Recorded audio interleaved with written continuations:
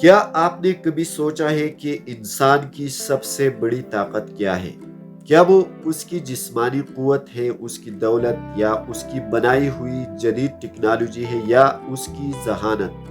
حقیقت یہ ہے کہ انسان کی سب سے بڑی طاقت اس کی یادداشت ہے۔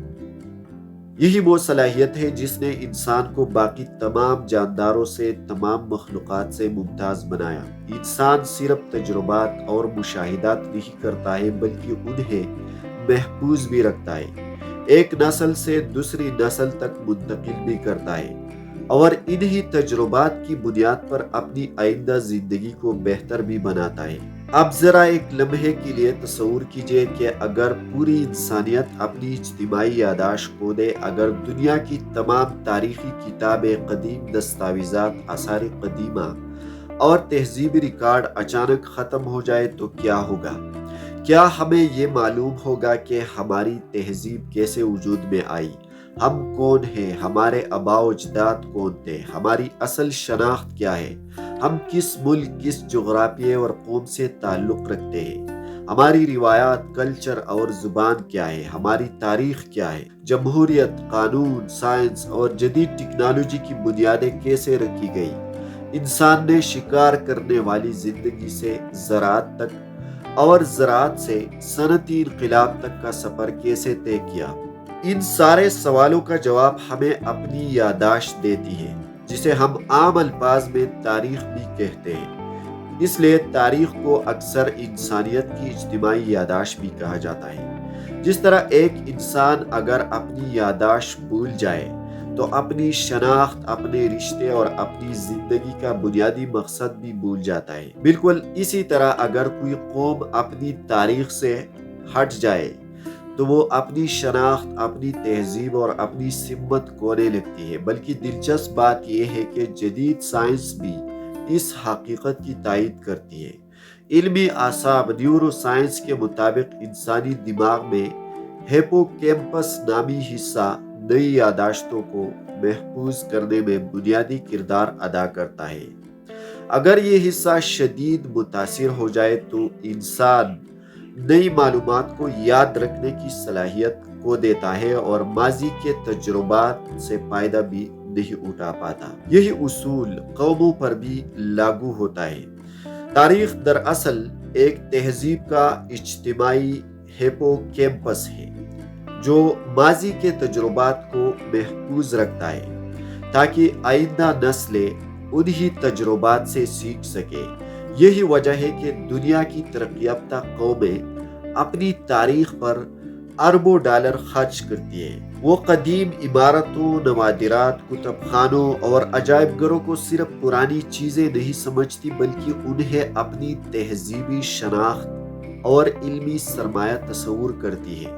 لیکن یہاں ایک اور اہم سوال پیدا ہوتا ہے کہ علمی اور اصطلاحی لحاظ سے تاریخ کا مطلب کیا ہے، اور آج کے اس جدید دور میں اس کی اہمیت، اس کی ضرورت کیا ہے؟ کیا تاریخ صرف بادشاہوں، جنگوں اور تاریخوں کے نام یاد کرنے کا نام ہے؟ بالکل نہیں۔ تاریخ صرف ماضی کے واقعات کی فہرست نہیں بلکہ انسان، معاشروں، تہذیبوں، ریاستوں، افکاروں، معیشت، سائنس، ثقافت، قوموں اور انسانی ارتقاء کا ایک منظم اور تحقیقی مطالعہ ہے۔ تاریخ ہمیں یہ سمجھاتی ہے کہ انسان نے وقت کے ساتھ کیسے ترقی کی، کن غلطیوں نے عظیم سلطنتوں کو تباہ کیا اور کن درست فیصلوں نے معمولی قوموں کو عالمی طاقت بنا دیا۔ مثال کے طور پر آج کی ترقی یافتہ قومیں امریکہ، برطانیہ اور یورپ اس لیے ہم سے آگے نکل کر ترقی کی ہے کہ انہوں نے اپنی تاریخ کا پوری گہرائی سے مطالعہ کیا ہے اور اپنی غلطیوں سے سبق سیکھا ہے۔ ان غلطیوں اور خامیوں کا تجزیہ بھی کیا ہے جن کی وجہ سے وہ ناکام تھے ایک وقت میں۔ انہوں نے ماضی کے تلخ حقیقتوں کو نظر انداز نہیں کیا بلکہ اس کا بنیادی طور پر تجزیہ کر کے اپنی مستقبل کے لیے ایک ایسا راستہ ہموار کر دیا جس پر وہ آگے سفر کر کے ترقی کے عروج پر پہنچی۔ یہی وجہ ہے کہ تاریخ صرف مورخین کا ایک مضمون نہیں بلکہ سیاستدان، سائنسدان، ماہرین معیشت ماہرین قانون اور سماجی محققین بھی اپنے فیصلوں میں تاریخی شواہد سے رہنمائی حاصل کرتی ہے۔ لہٰذا تاریخ کا مطالعہ ہمیں صرف یہ نہیں بتاتا کہ کیا ہوا تھا، بلکہ یہ بھی سکھاتا ہے کہ کیوں ہوا تھا، اس کے نتائج کیا نکلے اور ہمیں مستقبل میں کیا کرنا چاہیے۔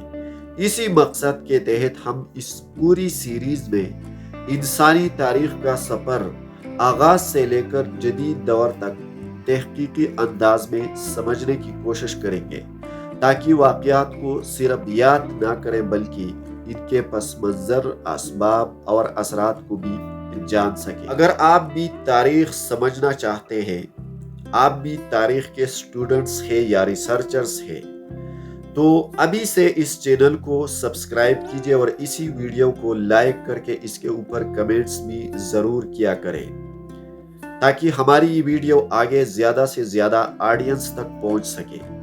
ہم اگلی ویڈیو میں باقاعدہ طور پر تاریخ کی آغاز سے تاریخ کا جو ابتدا ہے اسی موضوع سے شروعات کریں گے۔